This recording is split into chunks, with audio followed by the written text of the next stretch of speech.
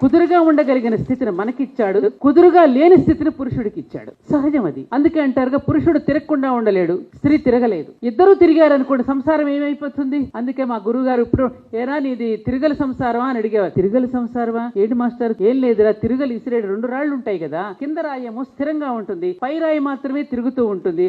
అప్పుడు బియ్యం వేస్తే నలిగి పిండి నలుగుతుంది. 2 రాళ్లు తిరిగాయనుకోండి బియ్యం నలగో, పిండి నలగదు కదా. అలాగే 2 రాళ్లు తిరిగాయనుకో బియ్యం పిండి కాదు కదా. ఇక్కడ భార్యాభర్తలు ఇద్దరు తిరిగారనుకో పిల్లలు నలిగిపోతారు. కాబట్టి ఇంటిని ఒక ధ్యాన మందిరంగా చేసుకుని ఉదయం లేచిన దగ్గర నుంచి సూర్యుడికి ఎలా నమస్కారం చేసుకోవాలో, తల్లిదండ్రులను ఎలా గౌరవించాలో, ఇంటికి వచ్చిన పెద్దలను ఎలా ఆదరించాలో, గురువులను ఎలా పూజ చేసుకోవాలో తల్లి తొలి గురువుగా వాడికి నేర్పిస్తూ, ఇంటికి వచ్చిన భర్తకి కూడా కావలసిన సౌకర్యాలను అందిస్తూ ఆ గృహాన్ని గృహస్థాశ్రమంగా తీర్చిదిద్దుకుని తన జీవితాన్ని యజ్ఞార్థంగా మలుచుకోగలిగినటువంటి శక్తి స్త్రీది.